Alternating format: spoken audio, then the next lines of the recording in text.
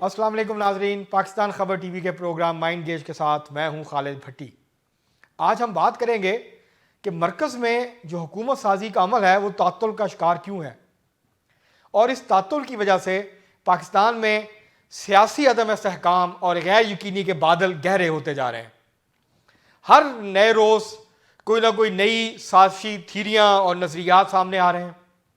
کوئی نئے سے نیا مسئلہ سامنے آ رہا ہے۔ پورا جو الیکشن کا عمل ہے اس کے اوپر بہت بڑے سوالیہ نشانات کھڑے ہیں۔ تحریک انصاف روزانہ کی بنیاد پر یہ کلیم کر رہی ہے کہ ان کے ساتھ دھاندلی ہوئی ہے، ان کی فتح کو شکست میں تبدیل کیا گیا ہے، جبکہ دیگر سیاسی پارٹیاں بھی مختلف صوبوں کے اندر، بلوچستان میں قوم پرست پارٹیاں، سندھ میں جی ڈی اے، وہ بھی احتجاج کر رہے ہیں۔ جمعیت علماء اسلام فضل الرحمان اور عوامی نیشنل پارٹی جو تحریک انصاف کی فتح ہے کے پی میں، اس کو چیلنج کر رہے ہیں اور کہہ رہے ہیں کہ وہاں پہ دھاندلی ہوئی ہے۔ تو یہ جو الیکشن کے اوپر، پروسیس کے اوپر سارے سوالات کھڑے ہیں، اور اس کے نتیجے میں جو حکومت سازی کا عمل طوالت اختیار کرتا جا رہا ہے، اس کے اندر جو ہے وہ اس کا کوئی حل سامنے نہیں آ رہا۔ تو اس کی وجہ سے جو شکوک و شبہات ہیں، جو افواہیں ہیں، وہ بہت زیادہ پھیل رہی ہیں۔ کوئی کہہ رہا ہے ایمرجنسی لگنے والی ہے، کوئی ماشاء اللہ کی باتیں کر رہا ہے۔ تو جتنے منہ اتنی باتیں جو ہیں وہ اس وقت ہو رہی ہیں، اور اس کی وجہ کیا ہے کہ ابھی تک پاکستان پیپلز پارٹی اور مسلم لیگ نون ابھی تک یہ طے نہیں کر سکے کہ وہ کس طرح سے حکومت سازی کریں گے مرکز میں۔ صوبوں کا تو سب کو پتہ ہے، کے پی میں تحریک انصاف کے پاس اکثریت ہے، پنجاب میں مسلم لیگ نون کے پاس اکثریت ہے۔ اس نے اگر مسلم لیگ کاف کو، آئی پی پی کو اور پاکستان پیپلز پارٹی کو ساتھ شامل کرنا ہے تو وہ کوئی بڑا مسئلہ نہیں ہے۔ اسی طرح بلوچستان میں اب پاکستان پیپلز پارٹی میں کل 3 آزاد ارکان مزید شامل ہو گئے، جس کے بعد ان کی تعداد 14 ہو گئی ہے۔ جمعیت علماء اسلام کے 11 ہیں، مسلم لیگ نون کے 10 ہیں۔ تو وہاں مسلم لیگ نون جو ہے وہ پاکستان پیپلز پارٹی کی حمایت کر سکتی ہے، جس کے بعد ایک سٹیبل گورنمنٹ وہاں بن جائے گی۔ پاکستان پیپلز پارٹی کے پاس سادہ اکثریت سے زیادہ نشستیں سندھ کے اندر موجود ہیں، وہاں بھی سوال نہیں ہے کہ کون حکومت بنائے گا۔ چاروں صوبوں میں اب یہ طے ہے کہ کہاں پہ کون حکومت بنائے گا، کہاں پہ کون اکیلے حکومت بنائے گا، کہاں پہ کون مل کے مخلوط حکومت بنائے گا۔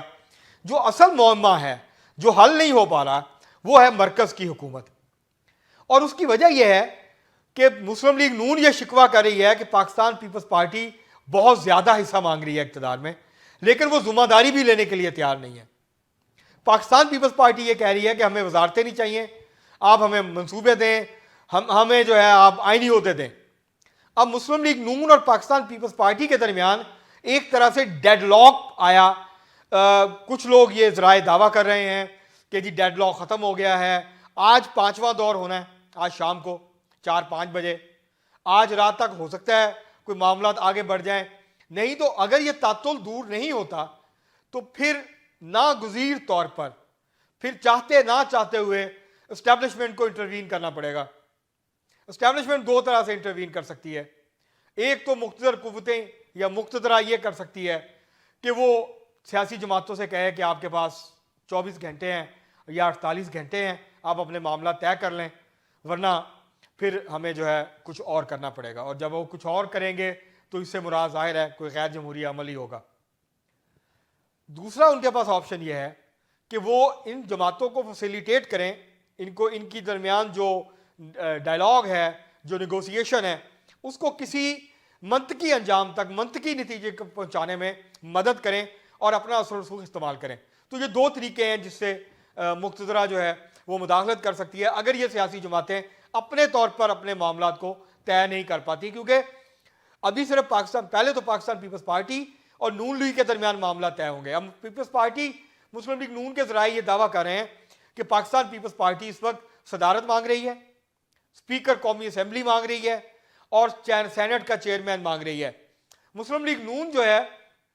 وہ پاکستان پیپلز پارٹی کو صدارت اور اسپیکر قومی اسمبلی دینے کے لیے تیار ہے، لیکن شاید چیئرمین سینٹ دینے کے لیے تیار نہیں ہے۔ اسی طرح وہ پنجاب کی گورنری بھی مانگ رہے ہیں اور سندھ کی گورنری بھی مانگ رہے ہیں، جو شاید مسلم لیگ نون کے لیے دینا آسان نہ ہو، کیونکہ ایم کے ایم جو ہے وہ وزارتوں کے علاوہ، وفاقی وزارتوں کے علاوہ صوبائی گورنرشپ جو ہے سندھ کی وہ مانگے گی۔ تو یہ جو معاملات تعطل کا شکار ہیں، یہ کسی اصول کی بنیاد پر نہیں ہے،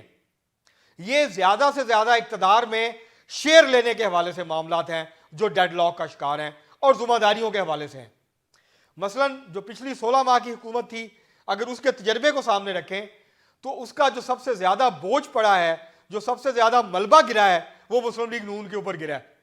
اور کے پی میں وہ بہت حد تک جو ہے وہ جمعیت علماء اسلام کے اوپر گرا ہے. جبکہ جو پاکستان پیپلز پارٹی ہے سندھ میں اس طرح سے اس کے اوپر وہ ملبہ نہیں گرا. تو جس کی وجہ سے مسلم لیگ نون کو یہ احساس ہے کہ اگر سارا بوجھ مسلم لیگ نون کو اٹھانا پڑے گا اور سارا ملبہ پھر دوبارہ اس کے اوپر گرے گا تو اس کو اور زیادہ سیاسی نقصان ہوگا پنجاب کے اندر. اور جو آئی ایم ایف کے ساتھ ڈیل کرنا, پرابلم کیا ہے وفاقی حکومت میں اور صوبائی حکومتوں میں فرق کیا ہے؟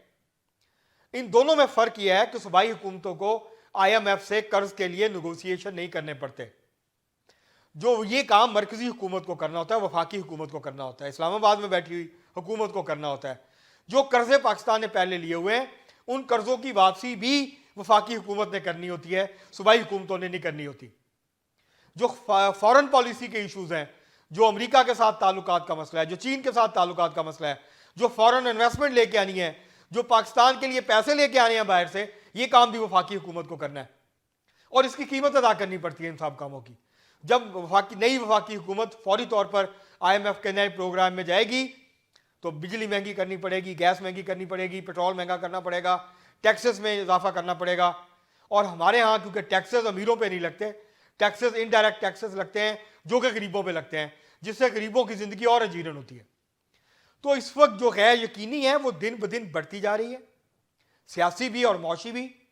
جو سیاسی غیر یقینی اور سیاسی عدم استحکام ہے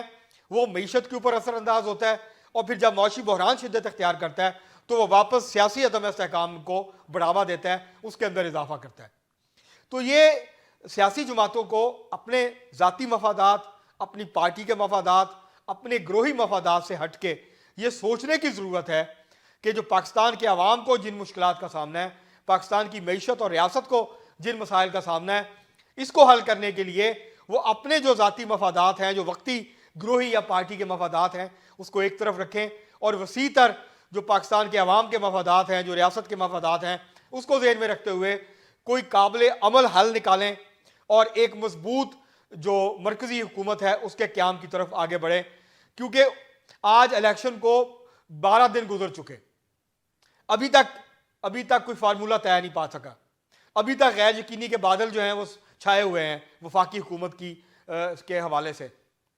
اور جو کمشنر راول پنڈی نے کیا, اگر اس طرح کے 2 واقعات اور ہو گئے, اس طرح کے 2 بیانات 4 اور سامنے آ گئے تو پورا الیکشن جو ہے وہی انڈرمائن ہو جائے گا. اس کے بعد جو بھی حکومت بنے گی اس حکومت کی کوئی حیثیت نہیں ہوگی, لوگ اس کو کیا تسلیم کریں گے, اس کی کیا اخلاقی اتھارٹی ہوگی, اس کی کیا لیجیٹمیسی ہوگی, اس کو کس طریقے سے لوگ آئین اور قانون کے تحت ایک جو ہے حکومت مانیں گے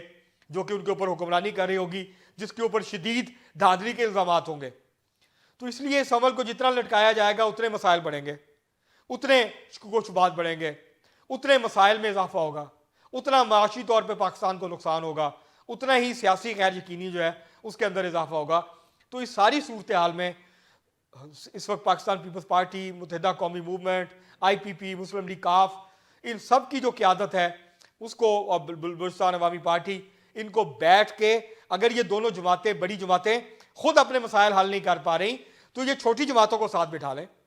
اور پھر ایک کنسنسس کے ساتھ حکومت سازی کا جو عمل ہے اس کو آگے بڑھائیں, اور اگلے 1-2 دن میں اعلان کریں کہ ہم یہ پارٹیاں مل کے حکومت بنانے جا رہے ہیں, ہمارے درمیان سارے معاملات طے ہو گئے, تاکہ یہ دھند چھٹے, یہ غیر یقینی کے بادل چھٹیں. اور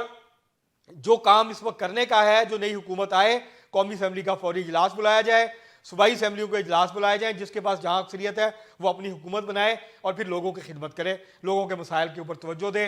اور پاکستان کی جو معیشت ہے اس کو اس دلدل سے نکالے, اس بھمر سے نکالے جس میں ہم گزشتہ جو ہے 1-1.5 سال سے پھنسے ہوئے ہیں. مہنگائی, بے روزگاری